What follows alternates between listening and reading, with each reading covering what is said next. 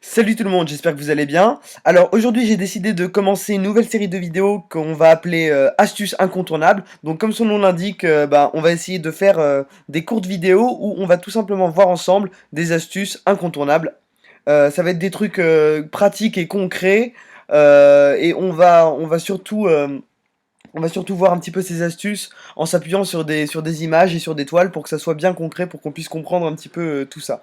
Donc aujourd'hui, on va tout de suite commencer avec une première image et on va parler notamment, comme vous pouvez le voir ici, de la lumière. Donc comment l'artiste qui a réalisé cette image, alors je vous dis honnêtement, je sais pas si c'est je suis tombé par hasard sur cette image sur le net. Et alors je sais pas si c'est une peinture ou une illustration, mais c'est pas ce qui nous importe le plus. Ce qui nous importe, c'est au niveau de la lumière. Donc comment c'est possible d'obtenir une telle lumière. Donc, en fait, le truc qu'on peut voir ici, donc vous voyez que voilà, on a une lumière qui est vraiment très puissante, un petit peu même surnaturelle. Et c'est vrai que c'est quelque chose d'assez difficile finalement à réaliser en peinture. Et on voit en fait quelque chose de tout simple ici, c'est que l'artiste a utilisé tout simplement le contraste. C'est-à-dire que la lumière au final, elle s'obtient. Enfin, si on voit du blanc, quand vous voyez une feuille blanche tout simplement, on peut pas dire qu'elle est lumineuse non plus. Mais quand vous peignez la feuille blanche, par exemple en noir, et que vous laissez un point blanc ou un rond blanc au milieu, et ben là tout de suite le rond blanc, là vous allez voir que c'est quelque chose de très lumineux. Et ben là c'est exactement le même principe.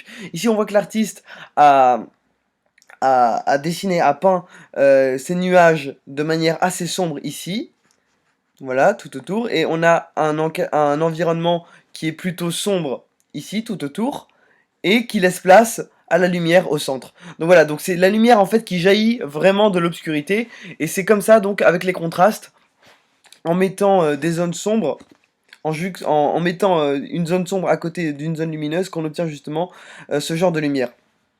Donc voilà, on a voilà tous ces nuages là comme vous pouvez voir tout autour là, qui laissent place tout d'un coup à cette lumière.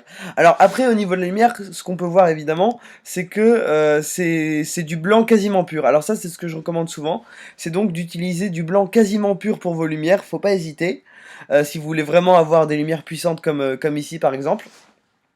Alors après, évidemment, un blanc trop pur, ça peut ne pas paraître naturel. Donc ce que je peux vous conseiller, c'est de mélanger un petit peu le blanc avec d'autres couleurs. Donc par exemple ici, c'est du blanc quasiment pur, mais on voit un petit peu de nuance marron jaunâtre ici. Donc, euh, donc voilà, on peut mettre une base de blanc quasiment pur et la mélanger par exemple avec un petit peu de jaune, un petit peu de marron, très légèrement, pour rendre cette lumière-là plus naturelle. Donc deux choses très importantes, le contraste, voilà, avec des zones très sombres, et ensuite, quand on place notre lumière, elle va être vraiment, elle va taper dans l'œil. Et donc, pour que cette lumière tape bien dans l'œil, il faut pas hésiter à mettre du blanc quasiment pur. Euh, du blanc quasiment pur, voilà. Du blanc pur si dans les cas extrêmes où vous voulez vraiment quelque chose qui frappe, mais pourquoi pas mélanger un petit peu ce blanc pour que ça soit plus naturel. Et une dernière chose qu'on peut voir ici aussi, c'est que l'artiste a joué avec quelque chose qui est intéressant, c'est le fondu. C'est-à-dire qu'ici, il est passé en douceur, comme on peut voir.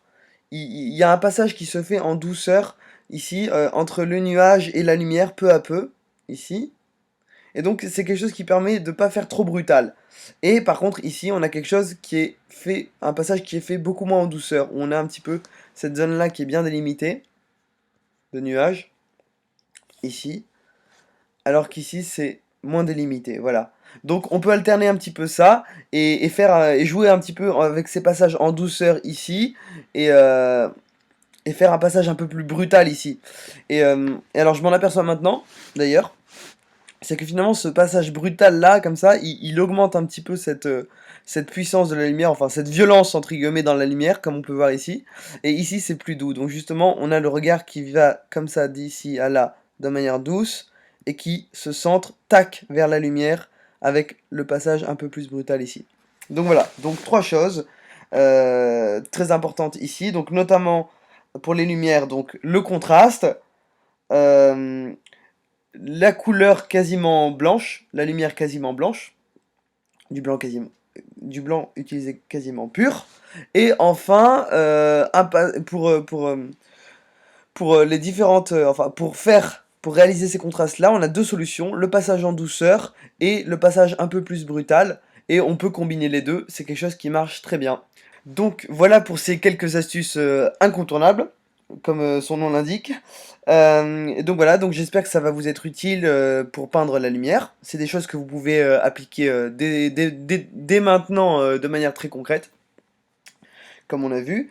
Et donc voilà, donc c'était aussi pour vous dire, pour conclure, que j'avais déjà préparé c'est très récent, une formation sur la lumière, à laquelle vous pouvez, pardon, avoir accès tout de suite, et donc je vous ai mis le lien juste en dessous. À noter que cette formation est 100% remboursée, donc n'hésitez pas à la tester.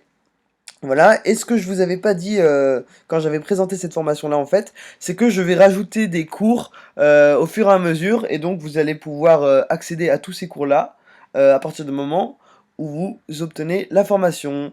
Donc voilà, si vous voulez aller plus loin, c'est juste en dessous, et sinon, dans tous les cas, je vous dis à la prochaine. Salut tout le monde, bonne peinture, ciao.